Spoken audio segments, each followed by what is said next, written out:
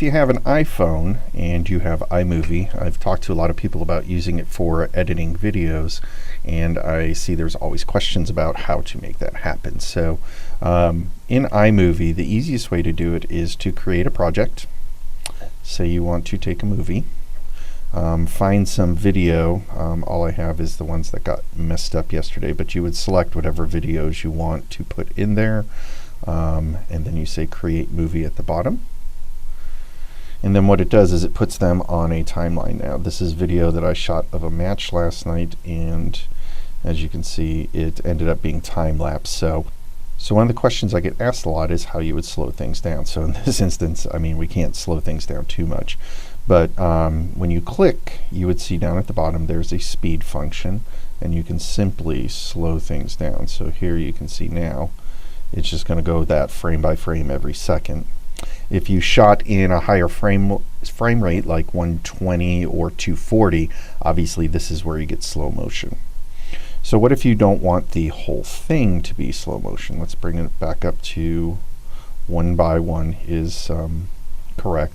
Say you wanted to do a section where you're looking to either remove a section or you just want to slow down a particular section. So the little scissor icon over there allows you to trim. So all you would have to do to remove a section, say this part where we're done and we're trying to go in between points. This is one that just came up. So you would click on it, you hit the split, and then you find where you want to take out a segment. So we're back on court. So here we would click on it again, hit split, highlight that middle clip that you want to remove, and then just hit delete. So there you go. Now it goes from one right to the next point. So anytime you want to remove something, you just use that split feature again. Highlight the piece, hit split, move to where you want to remove, split again. So you've got that center section that you want to cut out, then hit delete.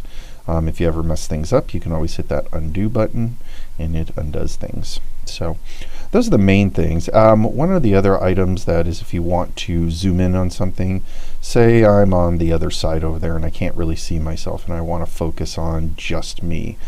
I can split the clip and then take this section right here where I'm on the other side. I highlight the clip.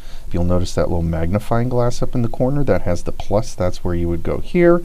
It tells you to pinch and zoom. So I take my thumbs, put it in there, and there I can zoom into a section. So now here we're way far out, and you can see that it goes from far out to blink, zoomed in. So if I didn't want it all through there, I can always split it, highlight this clip, and then just reset it back. So that's the way you can do like quick zooms and things like that for particular things if you're looking. See, they're zoomed into me, boom, and there you go. So a lot of the functions are all down here. Again, you have you can add freeze frames. You could do all the slow motion if you want to add text over the top.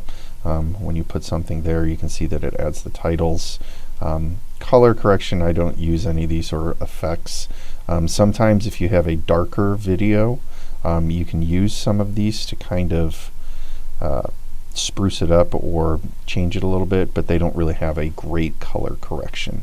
So once I am done with whatever I want to edit, I just say done, and then you can either save it to the camera roll or upload it to YouTube, however you want. But yeah, it's pretty basic.